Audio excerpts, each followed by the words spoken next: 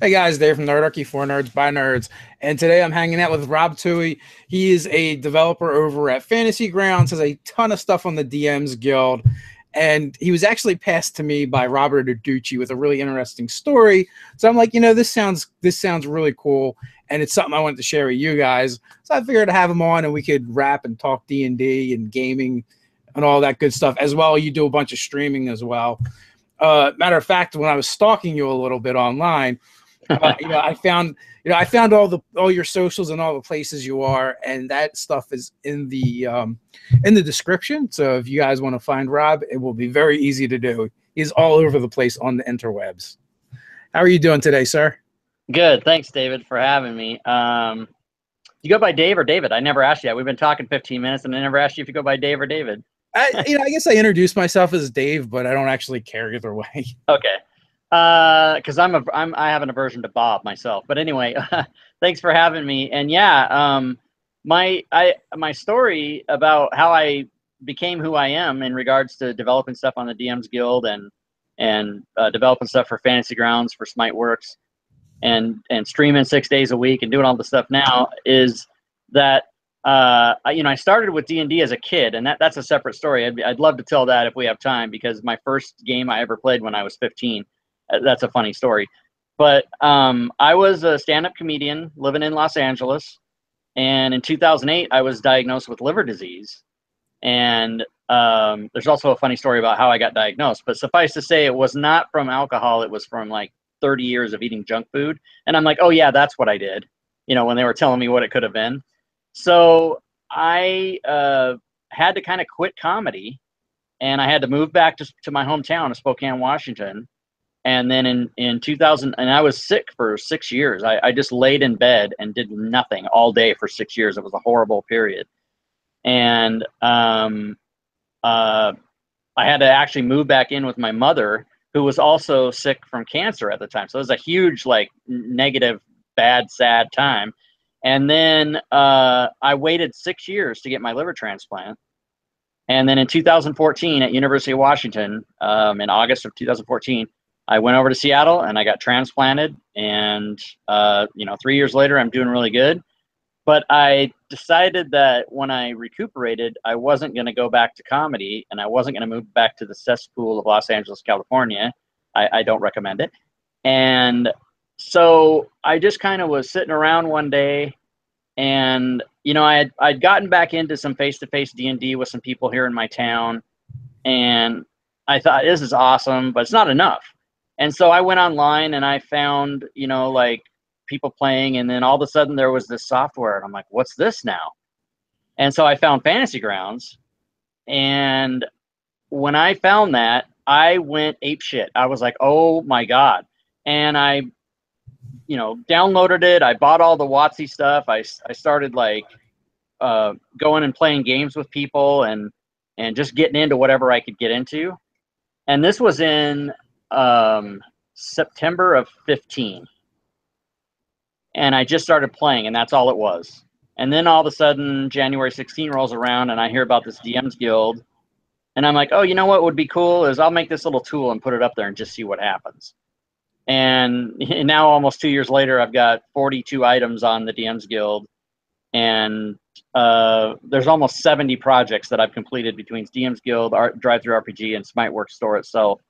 And most of them are my own, but some of them are collaborations with other authors. Because I became so adept at converting modules that other authors who had PDFs would come and say, hey, would you do the Fantasy Grounds module for me? So I've been doing that for people. And, I wrote a blog entry, which is how you found me, and in addition to Robert Nerdarchy sending you my way. But Fantasy Grounds really did save my life, because it overtook my life. And now I stream 6 days a week, and, I'm just all immersed into this. And I'm even in a weekly game on Wednesday nights with Doug Davison, who's one of the owners of Fantasy Grounds. And so it just became this crazy thing for me. And that's kind of the story of how I got to be where I am. In the chat, they're trying to figure out where they know you from.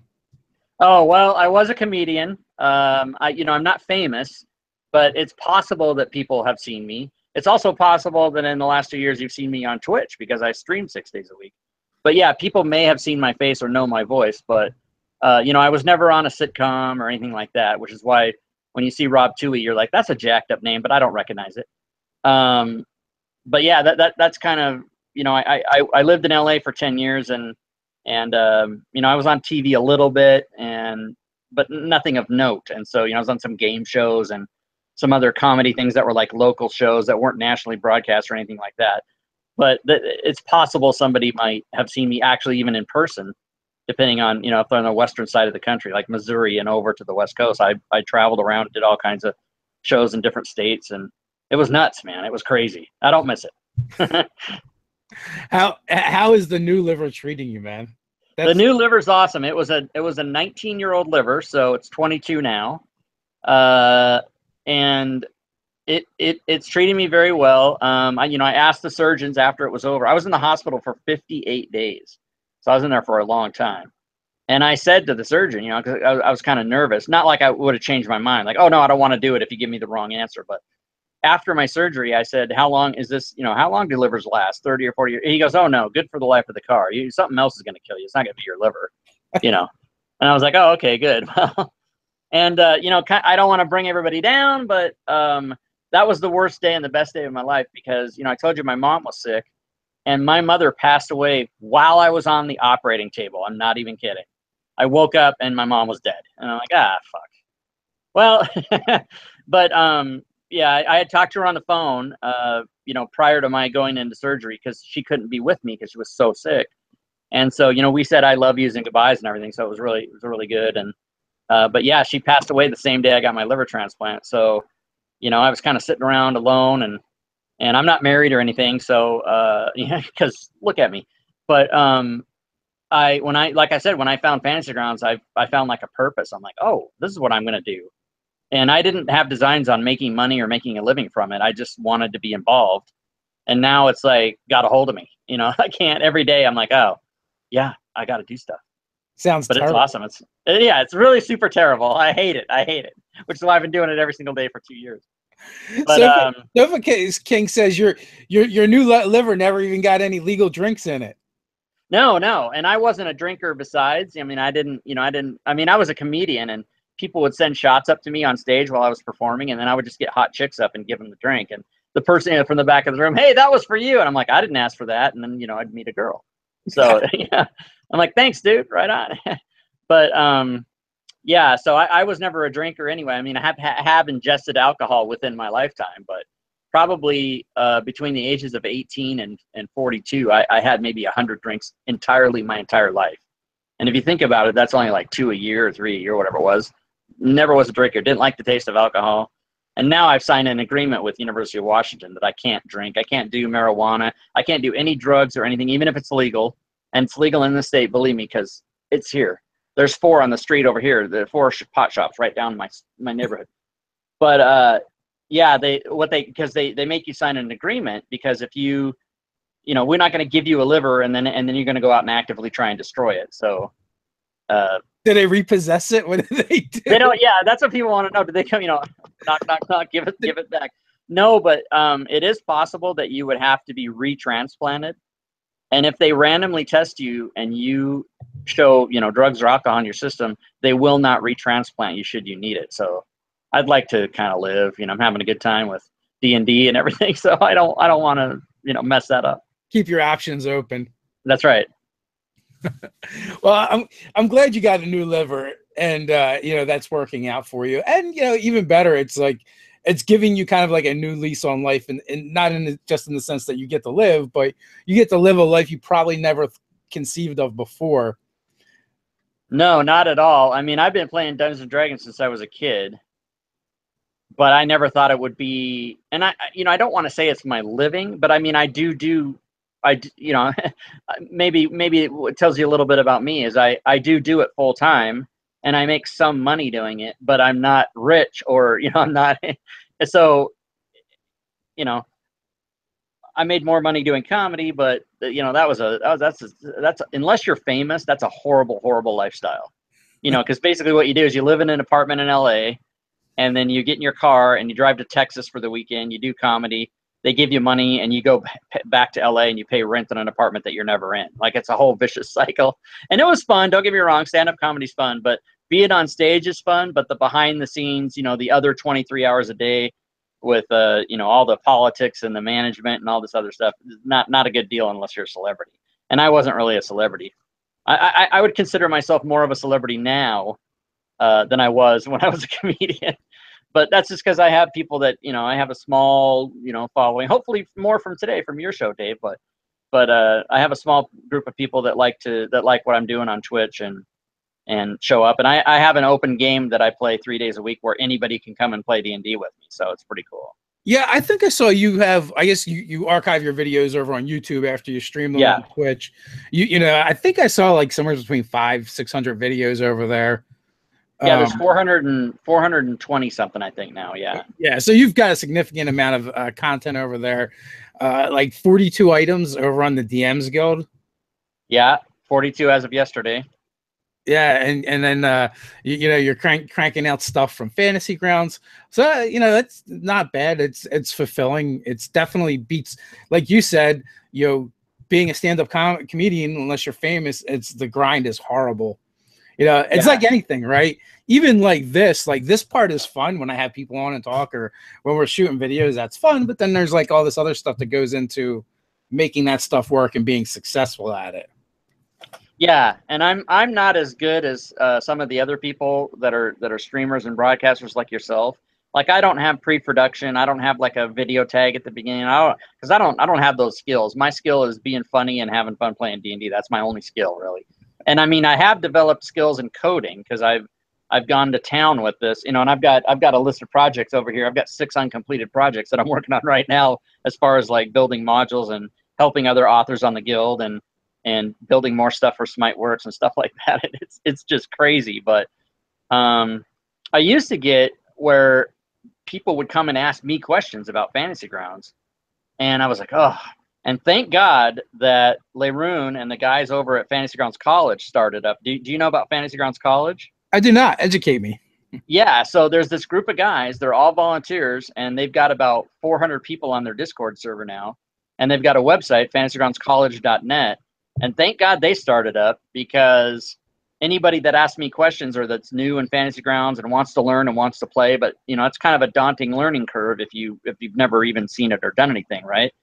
So I send them over there, and those guys have classes and you know, seminars and videos, and they have teachers, professors, and aides, and it's all volunteer and it's all free. And so they're like me. They love Fantasy Grounds, and they want to help people and teach people and get them into it. And it's got nothing to do with the company. It's all just completely separate. It's just a group of guys who started up a few months ago, and now they got like 400 people over there learning, you know, going to classes and doing chats and, you know, doing all kinds of stuff. And I'm glad, because now when anybody comes to my server and they're like, hey, I want to get in your game, but I don't know how to use the program, I don't know anything, I've never played D&D, Fantasy Grounds College, I just send them over there and I go over there and learn and come back. So it's pretty awesome. That is, I might have to check that out. Yeah, they're good guys. We're using Fantasy Grounds for our Saver Dice game, and Doug and Doug Smiteworks Fantasy Grounds, they're sponsors of that game. And thankfully, I'm just a player, so I don't need to know nearly as much as the GM. And a while back, a while back, they had given me, you know, some keys for that, and I started messing with it, and I just couldn't get it to work. And I'm kind of simple like you when it comes to a lot of things, and that was the cross that I wasn't going to bear. That was a virtual tabletop, and I'm like, I'll just run everything theater of the mind, and we do a lot of that stuff. You know, you just have to pick and choose your battles pretty much. And that, for me, that was one I was like, do I really need a virtual tabletop? But when I watch some of the guys that use them and use them well, it reminds me, I've said this before, but it reminds me of a conductor with an orchestra. You know, they got the sounds going and the maps going and, you know, all these things going on. Yeah, there's another guy, Gwydion, who streams as well, and he and I really went after the sounds, and we put together, you know, there's a guy, Deluxe Oz, who made a sound extension for Fantasy Grounds that incorporates Sirenscape. And so then Gwydion and I threw together a thing for all the sounds, like every spell, every weapon, and everything. So anytime anybody does something in Fantasy Grounds, it pulls a sound from Sirenscape and plays it. And it's a lot of fun. it's a little buggy because Fantasy Grounds, well, actually Fantasy Grounds doesn't have sounds, but we made it so that it does, and it's a lot of fun. But you're right, the orchestra thing, that's a good analogy because you're controlling, maybe 5 or 6 different people. They're all doing their thing. They're moving their tokens around a map, and it's playing sounds, and you're trying to open up other windows, and plus you're streaming and trying to talk to chat, and it's a crazy. It's like sometimes I don't even get to chat ever. Like when I'm streaming and I'm the DM, I never talk to chat. They're like, "Where are you? What are you doing?" I'm like, "I'm doing 85 things over here," But as a player, it's really a dream. But to your point about the learning curve, it is a tough thing. It's a daunting task when you open up Fantasy Grounds for the first time and you don't know anything, and you're like, "Oh my God, what the hell is this?" But once you learn it and once you use it a few times, I'd say after somebody plays a game with it for 3 or 4 sessions, you get it pretty much 80% of the basics down. It is a wonderful tool, and I mean, I would never be without it now. And actually, in some face-to-face games that I play, I use Fantasy Grounds just for the combat tracker, just for rolling initiative and keeping control of the order and everything. And then I try to integrate, some of my players are older, they're resistant to computers, they're frightened by, technology. But sometimes, one time I put another laptop and I spun it around and showed them the map they were on. And then once I did that, they're like, "Oh, I want to move over then once they could see it, I didn't have them using the dice roller and they were still rolling dice on the table, but we used Fantasy Grounds, in the game. And then now one of those players plays online with me, and I finally, I got him. I brought him into the fold, But yeah, I found it pretty intuitive. And a lot of my early problems had nothing to do with actually the software itself. Like I never really got to that point. Once I started using it, like I said, it's a lot easier. Now that being said, the GM has a lot more stuff he's got to worry about and do on their end. So there's always going to be that, but it is a really cool tool, especially if you don't have an in-person game. These virtual tabletops are great. Someone had asked, John had asked, John Brogan, how does someone publish modules through the DMs Guild? You've got a little bit of experience with that. Yeah, so thanks for that question, John. The short answer is you just do it. But the more involved, I'm assuming he's speaking about Fantasy Grounds modules in particular. He just said modules in general. Modules, okay. So if you've got a product you want on the DMs Guild, and it's a PDF, or if you've got something that's a Fantasy Grounds module, or basically anything, it can be a piece of artwork, it can be an audio file, it can be anything that you want that you think is appropriate for fans of Dungeons and Dragons to buy. You just go sign up at the DMs Guild, get yourself an account, and you literally just start publishing. I mean, they have a fact that they'll walk you through, like how do you do it. But in my case, most if not everything I'm doing now is Fantasy Grounds modules. So I make those in Fantasy Grounds, and then I go over to DM's Guild and I write a description for the sales page, and I upload the file and I tag it as a module file, so that when people are looking, they go, "Oh, this isn't a PDF, this isn't a piece of artwork, this is a Fantasy Grounds module," and they know that. And then you price it out at whatever you think is good, and you just upload it. And how the DM's Guild works is it's similar to Drive-Thru RPG, but it's a different commission structure. Everything that you publish on the Dungeon Masters Guild is you get 50% and WotC gets 50%. And that's it. It's a straight 50-50 deal. So if you price something at $1, you're going to get 50 cents, they're going to get 50 cents. The cool thing about the DM's Guild is you can use any intellectual property that you want that they own except artwork. So if you want to do a barbarian archetype, you can list out all the barbarian stuff and then add your archetype stuff if you want to do that. So it's a cool deal, and it's really made a nice thing for fans that want to be kind of authors or creators. And so yeah, I hope that answers his question.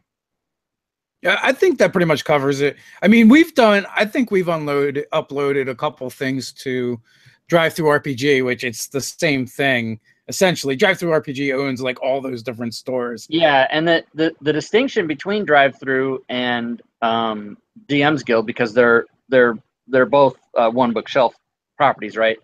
But on DM's Guild, you can use any intellectual 5e property straight out. On Drive-Thru RPG, you have to use only OGL material, so you can't use anything unless it's in the open gaming license, which is basically it's somewhat restricted. But those are the two differences. And then I think, my personal opinion, because I have things on both places, you get a lot more attention. Drive-Thru RPG is the ocean, and DM's Guild is the lake. So you get a lot more attention on DM's Guild because it's specified to 5e, and it's you can't do anything else but Dungeons and Dragons there, whereas Drive-Thru RPG is anything, right? Right. As far as I know, too, on the DM's Guild, you can't place that stuff anywhere else either. Pretty sure you can only correct sell it there. Yeah, they have part of their terms of service is that it is exclusive. Yeah. So someone was asking about Fantasy Grounds. Yes, Fantasy Grounds is a paid service. So if you're interested in that, you do have to pony up. But it only one person in the group has to have the Ultimate license, and then So if you want to play and somebody else has a license, you don't have to pay anything. You can just, like, for example, if you come to the game that I'm doing, that's the open game, where anybody can show up. Since I have the license and I have the Ultimate license, there's two licenses. There's the full license and the Ultimate license. The full license, which is $40, allows you to play and have one person connected to you that's a demo, and then everybody else has to have a license. If you have the Ultimate license, anybody who connects to you can just have a demo. So they can all play for free.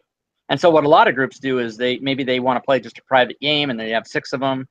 The full license is $139. 6 people chip in $20 or whatever, and they buy it, and then that's it. It's over, right? But most people that get into Fantasy Grounds to start with just use the demo, which is free. And as long as they connect to a DM who has the license, don't have to pay anything. And then it's pretty much universal across all the virtual tabletops, where you generally get access to the OGL material. If you want the other stuff, you then have to buy those licenses. Yeah, correct. And Fantasy Grounds in particular just lowered all their prices on their WotC stuff to be more in line with D&D Beyond. Because now when you like a guy like me, you go out and you buy the hardback, you buy the D&D Beyond, you buy the Fantasy Grounds copy, and then it's like what else? And it starts adding up, and people want to pick and choose their battles. But for the amount of money that you have to pay SmiteWorks for any of these modules that are for Fantasy Grounds, it's basically an electronic duplication of the book, and it has all the monster stats already ready to go in the combat tracker, so everything's automatic. If it's a breath weapon that recharges on a 5 or 6, you just click on it, it rolls the damage, it takes away the breath weapon, and then every round it rolls a d6. Did it recharge? Did it recharge? Just stuff like that is so amazing. And they have every WotC module. And for example, the new one, Tomb of Annihilation, when it comes out, it's coming out on the 10th of November, because that's the early release date for game stores, and they release their stuff on that same day. So at midnight on, like on November 9th at midnight 01, you can click on it and buy it. So, I can't. I'm obviously a huge fan of SmiteWorks and Fantasy Grounds. I can't say enough about it. I just love it. We've got a couple of people I think friends of yours in the chat, Aaron Marks and GeoQuester. Oh yeah, GeoQuester, similar to me. He's a former game designer. That guy. I shouldn't say former. He's a game designer, but he also streams, and we've been streaming like D&D community buddies for the last 2 years. I'm in one of his games. As a matter of fact, I play his Return of the Wraithborn game on Friday nights, and that is in my D&D experience since 1981. Yeah, I'm an old guy. Since 1981, I have never got to as high a character, either as a player or even DM people that had as high a character as we do in his game, where I'm a 13th level druid. Man, that just sounds like if I was in a high school hallway right now, I'd be being beat up. I'm a 13th level druid, everybody. And I started, that's not true now, because I started D&D. I played D&D when D&D wasn't cool to play, when you did get beat up for carrying the player's handbook down the hall. But now it's cool, because everybody's in, celebrity Hollywood people are into D&D and everything. But I started D&D in 1981, and I was 15, so you can do the math. And I'm going to tell you my first introduction to D&D. I'm 15. My friend convinces me to come over and play it at his house. basement dwelling, same exact. I mean, it's a total cliche story. And I was like, okay, that sounds cool. So we get over there and we roll up. This is AD&D, you know, first edition. So we roll up characters. That takes us, what, 4 hours or whatever it took to make them up. I was a magic user with 4 hit points, you know, because your hit point was a D4, and that was it. I got lucky. And this DM was some kid, Kevin, who was like a 12-year-old kid that I'd never met, and he was the DM. And so we get all prepared. You know, we got our snacks there. We're all excited. And he goes, okay, let's start. And he says, you're walking through a town, and you're in an alleyway, and you see a thug coming at you. And then he slides me a note. He writes down on a piece of paper, and he slides me a note across the table. And I open this note, and he goes, you've been shot by a crossbolt. You took 4 points of damage. You are dead. Please do not say anything out loud to the other players. And I was like, and we were playing on like an 800-pound oak table. And I was like, fuck this game. And I went to flip the table, and I wasn't strong enough. So, you know, just like that. And that was literally my first introduction to D&D. And I'm like, I am out of here. And my friend that had convinced me to play said, wait, Rob, wait. And there was like 6 of us, you know, and I was storming out. I had my backpack, and I was like, I was never going to play this game ever again. And then they convinced me to come back, and they said, hey, you know, Kevin, that's not a good way to introduce somebody to the game. Could you maybe we could start over? And then it was fun. And then now look at me. So that's the story of how that started. He broke you in right. He's like, yeah, dead. You know, I was already attached to this character that had never even been in the game, and that I built for 4 hours, and he was dead literally the first 2 seconds. I'm actually playing my highest level character too. He's level 14. I think we're gonna level up to 15 soon. And we don't in that game has been running since 5e came out, and we play like once a month. And we've never played a campaign this long where we've had the same characters. Yeah, you always end up crapping out at about 10th or 11th level. And a lot of the pre-made WotC modules for 5e they all cap out about there. But yeah, this is the one that GeoQuester's doing is a element of his own design, and we started out at first level, and we've been playing nearly 2 years. And so my one buddy makes the joke, for us to have gotten to the level we are now in the previous games, we'd have had to start at 12th. So yeah. Oh man. But yeah, I'm just having a shit ton of fun doing this, and I love DMing, and I love playing too. So you know, I think DMing is a lot more complicated, obviously, and it's more involved. So I do like that. But I just like to, because when you play in a game, you can kind of relax, right? You don't have to worry about anything. You're like, oh, it's my turn, kill shit. All right, what's next? You know, that's it. Just show up. Just show up. Yeah, just show up. Exactly. Yeah, no, it's kind of nice. We are at the halfway mark, so I want to jump into the chat for roll call, guys. Sound off where you're coming from. We got over 50 people in there. Sweet, awesome, nice. And today's stream is running much smoother than yesterday's. Yesterday we had the guys on from Drinks and Dragons. They're a local event here to Philadelphia, where I think twice a month they hold D&D games at pubs and taverns.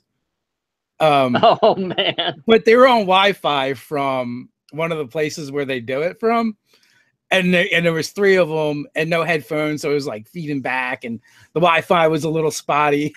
So, oh man, I'm gonna have to have those guys on again, but we'll have to figure out something a little bit better setup. But it's definitely fun, a fun idea. It's actually something I thought about before, and as Nerdarchy we thought about it. We're always like, how do you combat the noise of a bar? Yeah, that'd be a tough one. Because I'm a big people that play in my games or games that I play in their games. They'll tell you I hate background noise. I can't take it. I've asked people to leave my game if they don't know how to use push to talk, and nobody wants to hear your wife screaming in the background and your dog barking and your kids going daddy while you're I don't want to hear that shit, right? It's just I'm a pretty nice guy. I'm pretty easy to get along with, but there are certain pet peeves that I have, especially over headphones on the internet where it's blaring into my ear. Your wife going, take out the garbage. I don't want to hear that in the background. So I've asked people, like, if you can't push to talk and you can't like tell your family to shut the fuck, if you can't handle it, then, I don't need you. I don't need me or my players to listen to that. And that's one of my pet peeves. People are, and I'm kind of I'll admit it. And people will tell you, Gio will tell you, I'm kind of a dick. I'm kind of an ass, but I think I do it in a friendly way. And I'm just honest. I just want people to have fun. And if there's people that are creating distractions or noisy environment, that takes away from the fun, and it's all my brain can focus on, right? I can't hear the game. I don't even know what I'm saying. All I can hear is the dog barking in the back. It makes me yelling. Yeah, Next thing you know, there's kids in the game. Right. I'm going to jump into the chat now and see where we got people from. We got DSDJKK, Columbus, Georgia. We got Houston, Texas in the house with Eridaz. We've got Bellevue, Washington in the house with Frigginator, 1369. We got Geek and Undies in Circleville, Ohio. Zarif Gaming, Redizio, New Mexico. Elfbait, Edmonds, Washington. We've got Avon Park, Florida in the house with Red Jackal. We've got Pittsburgh with Paul. Nashville, Tennessee, Bailey. We got Patrick in Sweden. We've got Santa Barbara, California in the house with Sean. Upstate New York with GeoQuester. We've got Seattle in the house with Aaron Marks. We've got Jacksonville, Florida with John. We got Lincoln from Sweden. We got California in the house with Virgilio, usually in Utah. We got Illinois in the house with Martin. We got Joe from Bismarck, North Dakota. We got Dallas with Todd. Western Australia with that one lazy guy. We got Fort Worth in the house with Eric. So there's people from all over the place. Denver just chimed in with Zelakar. I'm not sure how you would say that. Yeah, I know her, Denver. Nice. So, people coming in from all over the place. He's got a quote in his channel. I'm a dick. Nice guy. I'm a dick, nice guy. Yeah. Yeah, that is a quote in my channel. We got Ronald in Buffalo and Jacob in Fargo. So this is one of the things that always happens too. Like we'll go into the roll call, talk a little bit to let it get started because there's a lag, and then they start talking in the chat, and then they go back to the roll call. Montreal with Big 1975. We've got Prince Albert, Saskatchewan, Canada in the house with Mr. Blind Crow. And we got one from Greece too. Awesome. Nice. I believe that's John. So people from all over the place, which is always really cool. Awesome. I'm glad everybody's watching today. That's cool. So Ronald Thibault, Fantasy Ground College is in the house. You want to learn from Fantasy Grounds, got to go to Fantasy Ground College. That's right. And learn from from us professors. Little shameless plug, but it's for a good cause. So I'm down.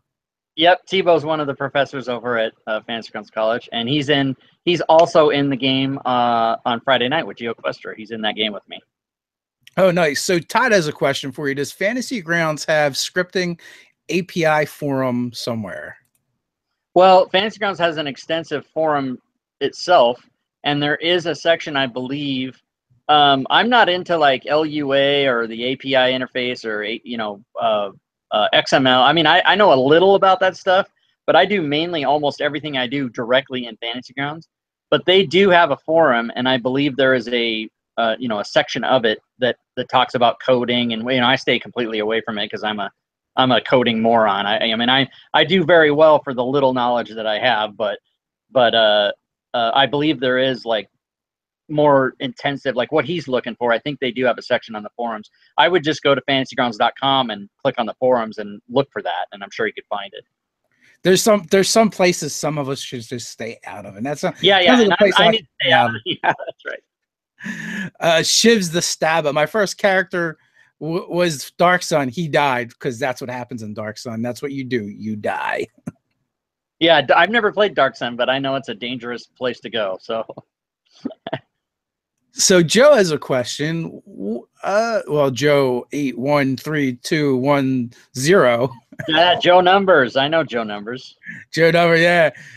Question: what's the reward for a player that nearly dies in real life? Good, funny story. Oh, fucking Joe. So this one felt a little personal when I read it. Yeah, well, he wants me to tell the story of how I nearly died. So May 10th was the day that we started the Wednesday night game with the Twitch All Stars, the Dirty Rotten Scoundrels, and GeoQuesters in that game, and I'm in it, and Wait, Doug you mean to Davison's in tell it. me having your liver go kaput wasn't enough? No, that's not enough. I have to die almost like every week to make it dramatic. I'm not doing comedy anymore, so now I'm in drama. So we FSH Schmo basically put this game together, and so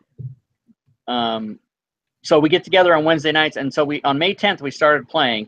We had promoted it, and got everybody together, and we were able to get Doug to play, which is nice because he's the owner of we make jokes every time, like when he doesn't know how to work. It was like, there's this program called Fantasy Grounds if you want to check into it, and he's the guy that that owns the thing.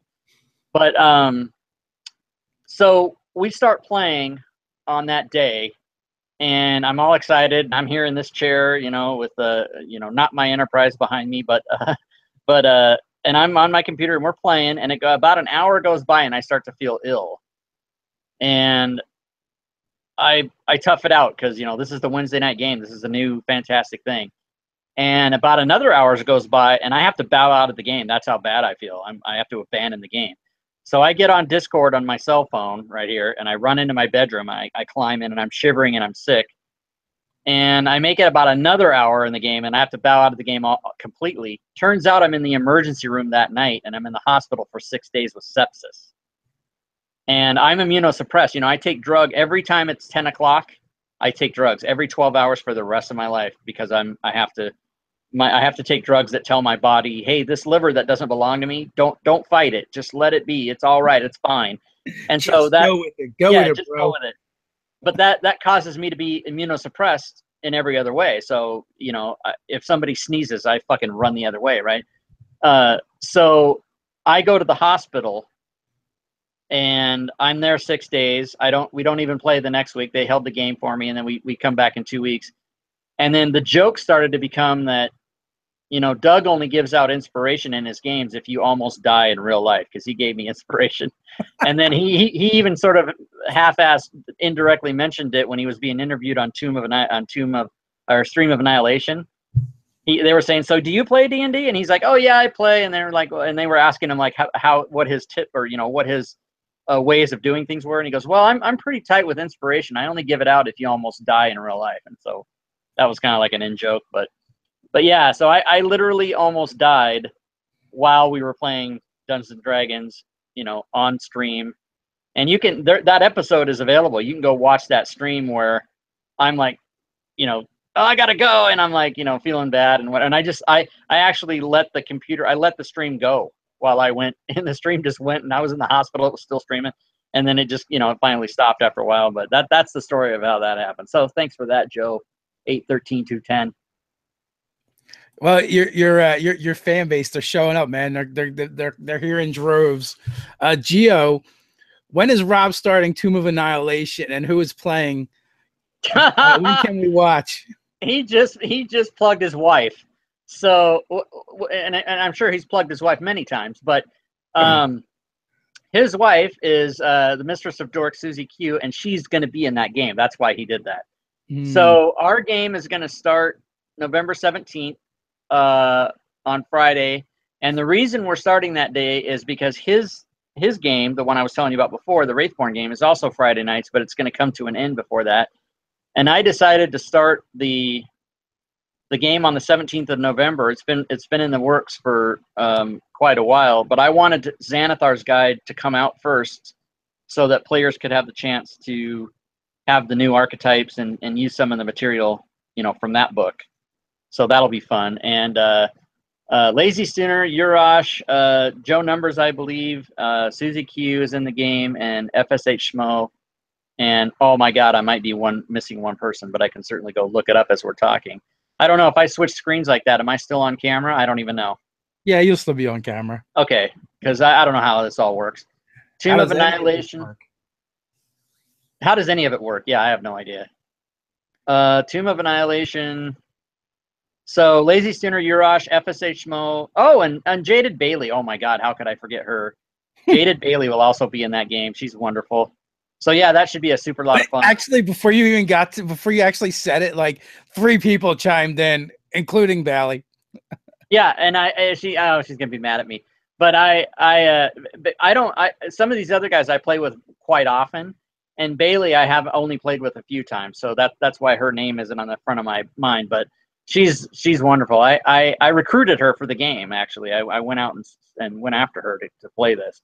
That's another nice thing about having been doing this for a couple years is now I have a bunch of people that I've met through playing games and everything.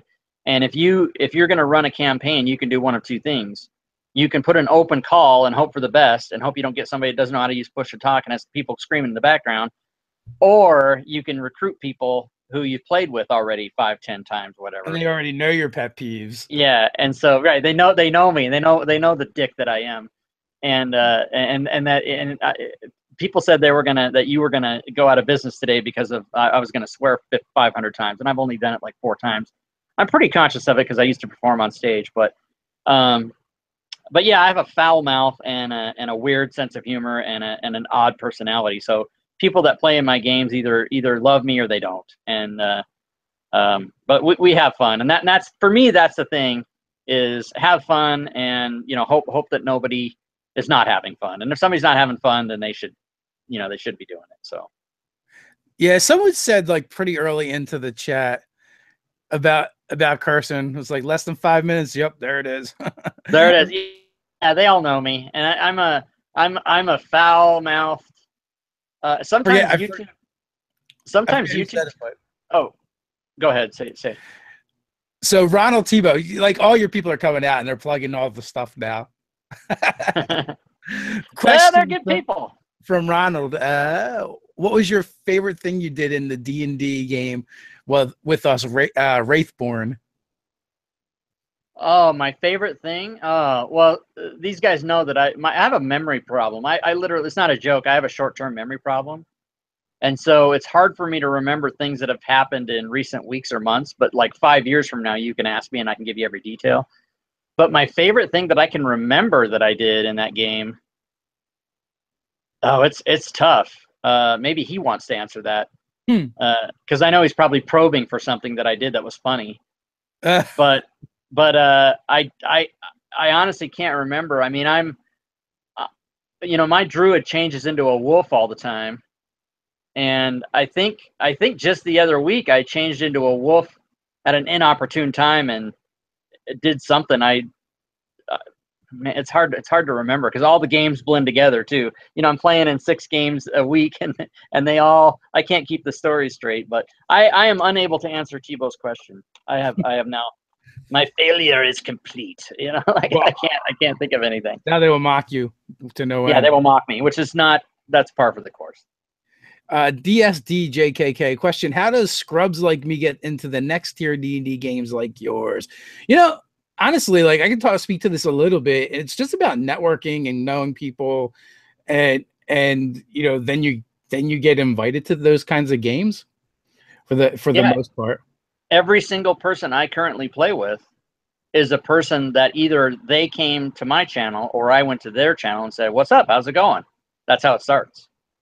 I mean, there's a lot of message boards and a lot of Discord servers, LFG looking for group or looking for game.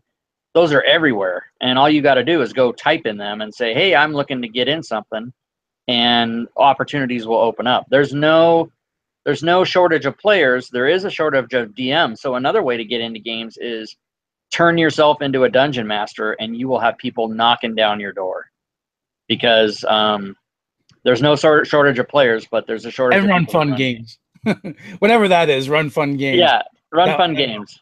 But yeah, and I would recommend doing a bunch of one-shots initially so you can start like putting together kind of like your bullpen of people you want to draw from. Yeah, that's how I did it. I mean, I just started playing and I just started DMing and people show up. And like I said, I didn't have any illusions on being a streamer even. I wasn't going to stream anything. I don't know. I'm completely self-taught. I didn't know anything about OBS. I didn't know anything. I didn't even know what Twitch was. Nothing. And one day I just turned on the camera and the mic, and I was like, "Oh God, look at me, that's horrid." So I made it real small on the screen up on the top. I And still don't then know anything about OBS. yeah, I don't really. I mean, I'm people will tell you I'm constantly changing the way my, but like guys like Digital Dave and Celicar and GeoQuestor, all their streams look way better than mine. My stream just looks jacked up all the time. But and I'm constantly never happy with it. But as long as I have the Fantasy Grounds information, the players on the side so you can see who's talking, and then my picture up top, that's really all you need. And if you start DMing games, people will show up. They will literally be texting you and talking in your chat or whatever, tweeting you, however they can get a hold of you. They'll be like, "Hey, can I play? Can I play?" Because it's a constant stream of people that want to play. So if you want to, if you're one of those people and you want to play, just become a dungeon master and you'll be playing every day, because you'll never run out of people who want to play. And I also feel like that's kind of like the backdoor way in too, is by DMing. So if you DM games and people are into the games you're running, you're going to probably at some point you're going to start getting invited as well to be a player in more games. Yeah, you will, absolutely. So the one lazy guy has a question. What are you excited about coming in Xanathar's Guide to Everything? So he's going to maybe be disappointed with my answer, because here's the thing.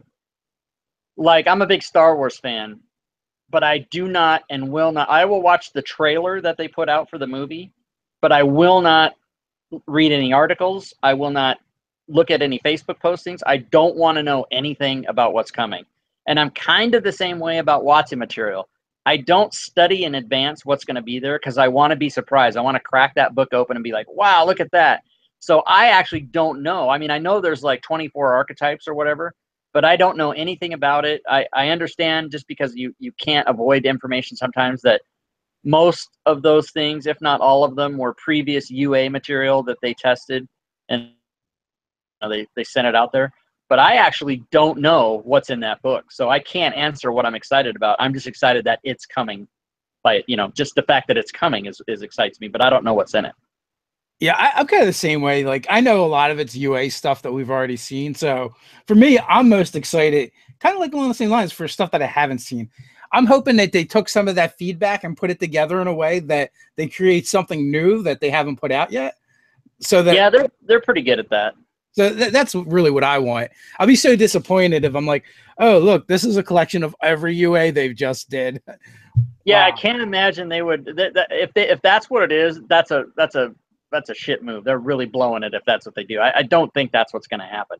There might be one or two things that we've seen in their exact form. Hope to God it's not the Mystic or the Artificer. Oh my God, broke. But anyway, I just am excited to see what they do come up with, and I'm almost positive. I mean, they're pretty good now about. I mean, I'm even on the list of people who get the playtest material. I usually don't have time to review it. I emailed Chris Lindsay and said, please don't take me off the list. I'm not. I know I'm not. You're not getting responses from me, but I don't want you to take me off the list. He's like, don't worry. But they send that stuff out to thousands of people and ask them to play test it and stuff before they publish it. So, anybody that's wondering, well, is it going to be good, or is it going to be, balanced, or, is it going to be OP, overpowered? That, you can rest assured that, thousands of people have play tested it. And so whatever it is that they're going to give us should be pretty good. Yeah, I haven't been disappointed yet. As a matter of fact, I think 5e, I mean, people have opinions. I might set off a bomb by saying this, but I think 5e is the perfect game. I don't find anything wrong with 5th edition, except for one thing, and that is PCs that have flying, like the Aarakocra. Flying PCs breaks everything. It nerfs the fly spell. Especially when you're playing on Fantasy Grounds and you like to shade the map and hide it from players, and then the guy that flies says, "Oh, well, I just go recon the whole thing, so open the whole map." Fuck, like I don't like flying.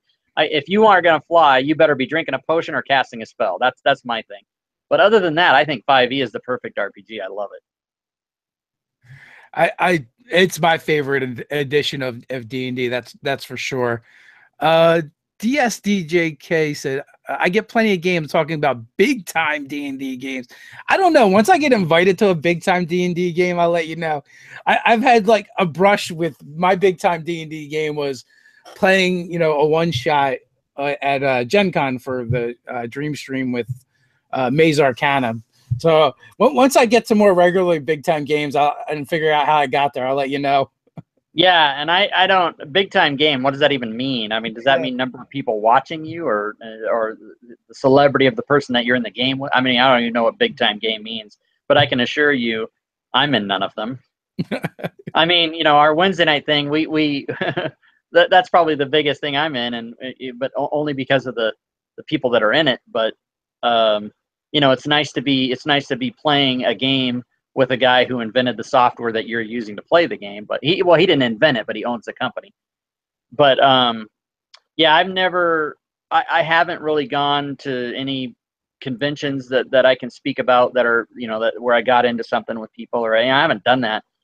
And I'm sure it would be fantastic, but it's enough for me that, I can barely have enough time to do what I'm doing now. So, yeah, getting into those games, like if the person's question was about how can I accomplish that, that's just like you said before, Dave. That's just networking and getting to know people and putting yourself out there, and eventually you'll get invited.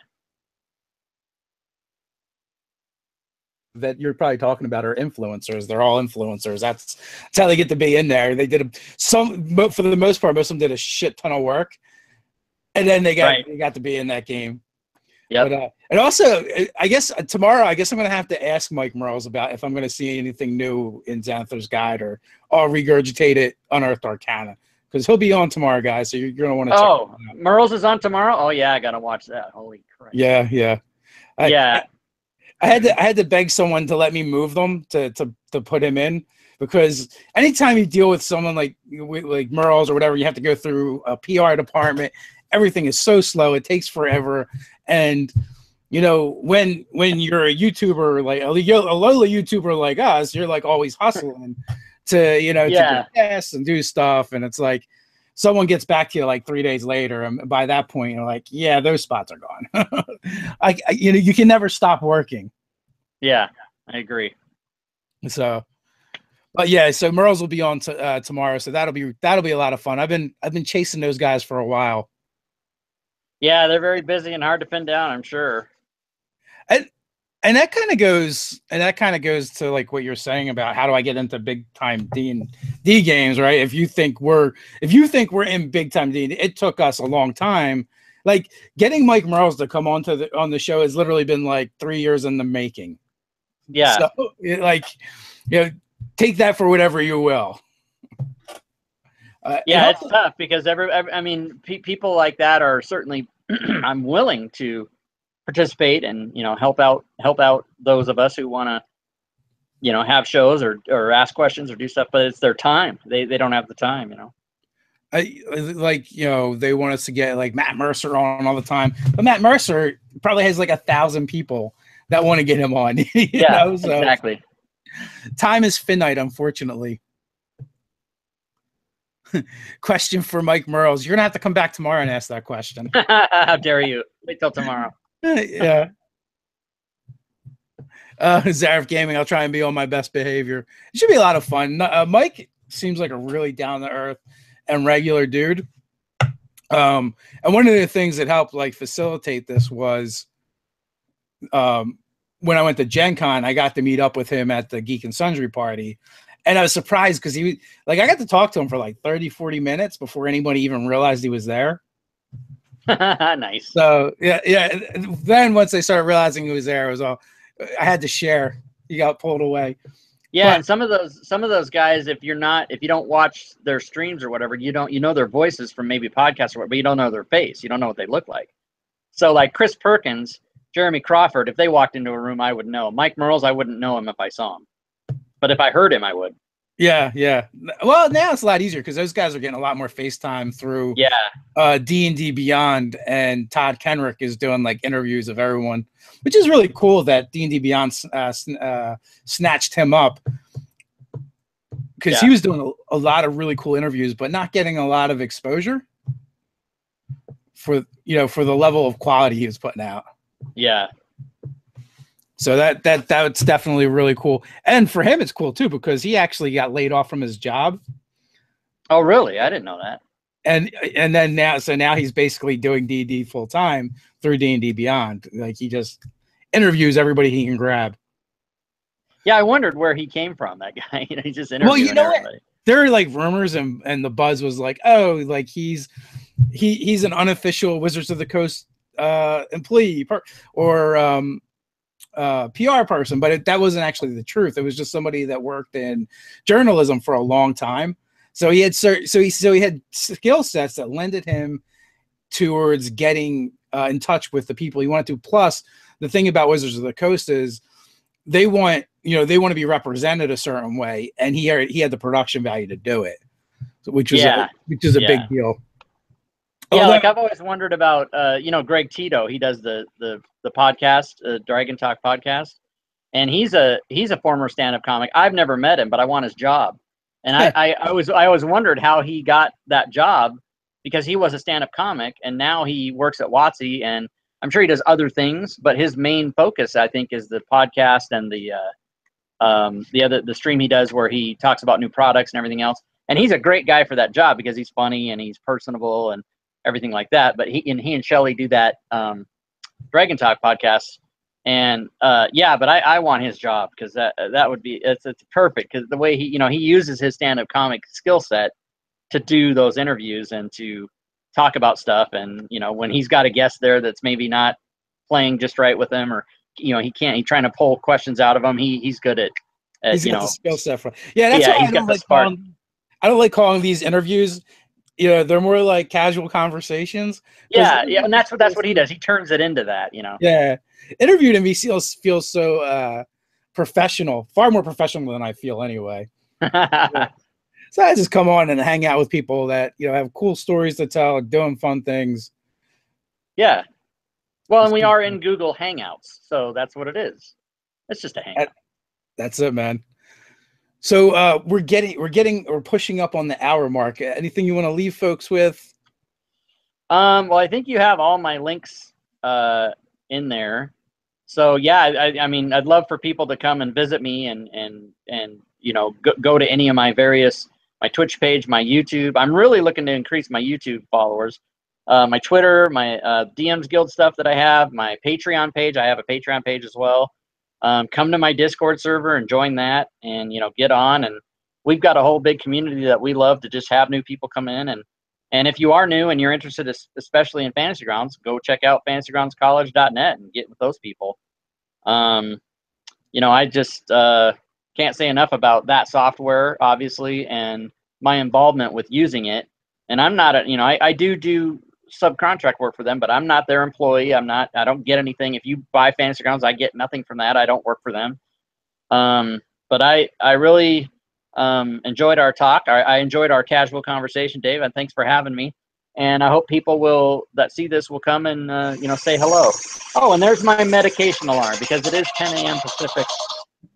Well, and as you know, I have to take my medication every 10 o'clock. That we're right on time. I know there's some Fantasy Grounds College people in the chat. If you guys want to reach out to us, feel free. Rob, if you decide you want to put us in touch with some of those guys and they want to come on and talk about what they do over there, that would be cool. I will let you get to your medications. I don't want you to die on my watch. No dying. So until next time. You'd have to give me inspiration. Thanks, Dave. Thank you. Thanks, everybody.